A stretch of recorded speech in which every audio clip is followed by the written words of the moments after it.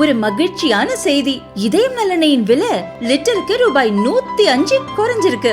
September 2023ல 1 litre இதயம் நல்லெண்ணெயின் அதிகபட்ச விலை ரூபாய் 503. ஆனா இப்ப 1 லிட்டர் இதயம் நல்லெண்ணெயின் விலை ரூபாய் 398 மட்டும்தான் தமிழ்நாட்டுல. அப்ப இனிமே எல்லாரும் இதயம் நல்லெண்ணெய் வாங்கலாம் இல்ல?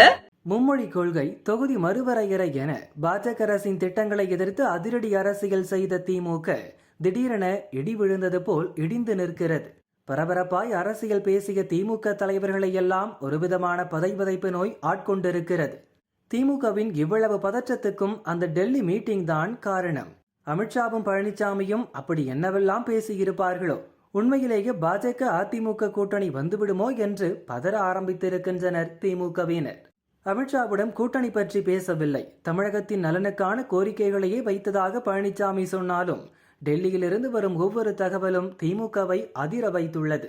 அந்த வரிசையில் அதிமுக பாஜக கூட்டணி உறுதியானதோடு தொகுதி பங்கீடு வரை அமித்ஷா பேசி முடித்ததாக புதிய தகவல் வெளியாகி இன்னும் பரபரப்பை ஏற்படுத்தியுள்ளது. அதாவது அமித்ஷா பழனிசாமி சந்திப்பின் போது பெரும் பகுதி பேச்சு கூட்டணி பற்றியே நடந்திருக்கிறது. பாஜக அதிமுக கூட்டணிக்கு இருதரப்பினரும் பரஸ்பரமாக ஒப்புக்கொண்டனர். அதிமுக சார்பில் சில நிபந்தனைகளை பழனிசாமி வைத்துள்ளார்.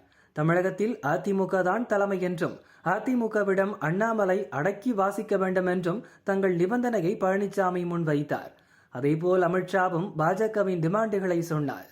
ஒரு கட்டத்தில் தொகுதி பங்கீடு பற்றிய பாஜகவின் விருப்பத்தை நேருக்கு நேர் போட்டு உடைத்து விட்டார் அமித்ஷா. மொத்த தொகுதிகளில் அதிமுகவுக்கு பாதி, பாஜகவுக்கு பாதி என பிரித்து கொள்ள வேண்டும் என்று அவர் கேட்டிருக்கிறார். அதாவது தமிழகத்தில் உள்ள மொத்தமுள்ள 234 தொகுதிகளில் அதிமுகவுக்கு 117, பாஜகவுக்கு 117 என்று பிரித்து கொள்ள வேண்டும். 117 தொகுதிகளில் அதிமுக நேரடியாக களமிறங்கலாம். தங்கள் வசம் உள்ள 117 தொகுதிகளில் பாஜக போட்டியிடும். கூடவே கூட்டணிக்கு வரும் மற்ற எல்லா கட்சிகளுக்கும் தங்கள் வசம் இருக்கும் 117 சீட்டிலிருந்து தொகுதி ஒதுக்கி கொடுக்கப்படும். இதுதான் அமித்ஷாவின் டீல். அது மட்டுமல்ல, ஆட்சி அமையும் பட்சத்தில் ஆட்சியிலும் பாஜகவுக்கு பங்கு தர வேண்டும். பாதி தொகுதி கூட பழனிசாமிக்கு ஓரளவு ஓகே என்று பட்டிருக்கிறது. ஆனால் ஆட்சியில் பங்கு கேட்டதுதான் பழனிசாமிக்கே அதிர்ச்சியாக இருந்திருக்கிறது.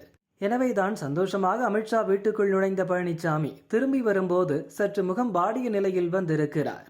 மற்ற எல்லா விஷயமும் திருப்தியாக இருந்தது. ஆட்சியில் பங்கு மட்டும் யோசிக்க வைப்பதாக உடன் வந்தவர்களிடம் பழனிசாமி சொல்லியிருக்கிறார். ஆட்சியில் பங்கு பற்றி தவைக்க தலைவர் விஜய் பேசிய பிறகு எல்லா கூட்டணி கட்சிகளுமே அதை ஒரு தந்திரமாக எடுத்து பேசி வருகின்றன. எனவே இனி எந்த கட்சி ஆட்சிக்கு வந்தாலும் கூட்டணி கட்சிகள் இந்த டிமாண்டை வைக்கத்தான் செய்வார்கள். திமுகவாகவே இருந்தாலும் இதே நிலைதான். எனவே இதற்கெல்லாம் நாம் தயாராக தான் இருக்க வேண்டும் என்று உடன் வந்த அதிமுக தலைவர்கள் பழனிசாமியிடம் எடுத்து பேசியிருக்கின்றனர். அமித்ஷா பழனிசாமி சந்திப்பு பாஜகவினருக்கும் ஏற்கனவே அதன் கூட்டணியில் உள்ள கட்சியினருக்கும் கொண்டாட்டத்தை ஏற்படுத்தியுள்ளது. ஆனால் திமுக தான் இந்த விஷயத்தில் பதற்றத்தில் இருக்கிறது. சின்னதாக ஒரு பிளாஷ்பேக் போனால் இதற்கான காரணம் தெரிந்துவிடும்.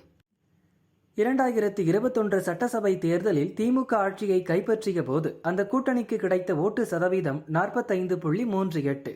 அதே நேரம் அதிமுக கூட்டணிக்கு 39.72 ஓட்டு கிடைத்தது. வெறும் 5.66% தான் வித்தியாசம். அந்த தேர்தலில் அதிமுக கூட்டணியில் இதே பாஜக, பாமக, தமாக உள்ளிட்ட கட்சிகள் இருந்தன. ஆனால் தேமுதிக, டிடிவி தினகரன் கட்சி இல்லை. அந்த 2 கட்சிகளும் தனித்தனியாக கூட்டணி வைத்திருந்தன. கமலின் மக்கள் நீதி மய்யம் கட்சியும் தனி கூட்டணியை வைத்திருந்தது. வழக்கம் போல் நாம் தமிழர் கட்சி தனித்து நின்றது. ஆனால் இந்த முறை தேமுதிக, டிடிவி தினகரனின் அமமுக, அதிமுக கூட்டணிக்கு வந்துவிடும். எனவே அதிமுக கூட்டணி பலம் இன்னும் அதிகமாகும். கமல் திமுகவுக்கு சென்றிருக்கிறார். ஆனால் அவரது கட்சிக்கு பெரிய அளவில் செல்வாக்கு இல்லை. இது திமுகவுக்கு எந்த அளவுக்கு உதவும் என்பதை சொல்ல முடியாது. இந்த மாற்றங்களை எல்லாம் கணக்கு போட்டு பார்த்தால் கடந்த தேர்தலில் திமுக வாங்கிய ஓட்டு சதவீதம் குறையக்கூடும். அதே நேரம் அதிமுக கூட்டணியின் ஓட்டு சற்று அதிகரிக்க வாய்ப்பிருப்பதாக பாஜக மேலிடம் கருதுகிறது. இதையெல்லாம் விட இன்னொரு கணக்கும் முக்கியம். இந்த முறை புதிதாக விஜய் கட்சி களத்துக்கு வந்திருக்கிறது. அவரது முதல் மாநாட்டுக்கே பெரிய அளவில் இளைஞர் கூட்டம் போனது. இன்னும் அவர் தீவிர கள அரசியல் செய்யவில்லை. சில மாதங்களில் அதுவும் நடக்கும். அவர் மீதும் பாஜகவுக்கு ஒரு கண் இருக்கிறது. திமுக பாஜகவை தான் அவர் தங்களது இரு எதிரிகள் என்று சொல்லி வருகிறார். அப்படி இருக்க அவரை கூட்டணிக்குள் இழுத்து கொண்டு வருவது பாஜகவுக்கு சாத்தியமா என்று தெரியவில்லை. ஒருவேளை விஜய் தனியாக நின்றாலோ அல்லது சிறிய கூட்டணியை அமைத்தாலோ அதுவும் தங்கள் கூட்டணிக்கு தான் லாபம் என்று பாஜக நினைக்கிறது. ஏனென்றால் இந்த தேர்தலில் விஜய் கட்சியும் கணிசமான ஓட்டுகளை வாங்கக்கூடும். அவர் கட்சிக்கு போகும் ஓட்டு பெரும்பாலும் திமுகவுக்கு விழுந்த ஓட்டாகவே இருக்கும் என்பது பாஜக கணக்கு. அதாவது ஆளும் திமுக மீது ஏற்கனவே மக்கள் மத்தியில் அதிருப்தி நிலவுகிறது.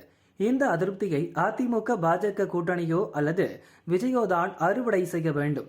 யார் அறுவடை செய்தாலும் லாபம் அதிமுக பாஜக கூட்டணிக்கு தான்.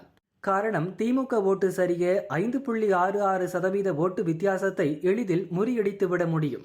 இது தங்கள் கூட்டணியை ஆட்சிக்கு கொண்டு வர ஏதுவாக இருக்கும் என்று பாஜக மேலிடம் கருதுகிறது. இதையெல்லாம் கணக்கு போட்டுதான் அதிமுக பாஜகவை சேர விடாமல் பல இடங்களில் நேர்த்தியாக திமுக காய் நகர்த்தி வந்தது. எந்த வகையிலும் அதிமுக பாஜக கூட்டணி வந்துவிடக்கூடாது என்பதில் உறுதியாக இருந்தது. சட்டசபை நடக்கும் போதே பழனிசாமி டெல்லி போகிறார் என்றதும் உஷாரானது. கூடவே சென்று மோப்பம் பிடித்தது. அவர் அமித்ஷாவை தான் சந்திக்க போகிறார் என்பதை கன்ஃபார்ம் செய்த மறுநொடி திமுகவின் பதற்றம் எகிர ஆரம்பித்து விட்டது. எனவேதான் இது பற்றி சட்டசபையிலேயே முதல்வர் ஸ்டாலின் வெளிப்படையாக பேசினார். உதயநிதி உள்ளிட்ட மற்ற திமுக தலைவர்களும் இது பற்றி பகிரங்கமாக வார்த்தை விட்டனர். இதெல்லாம் அந்த பதற்றத்தின் வெளிப்பாடுதான் என்கிறது பாஜக வட்டாரம்.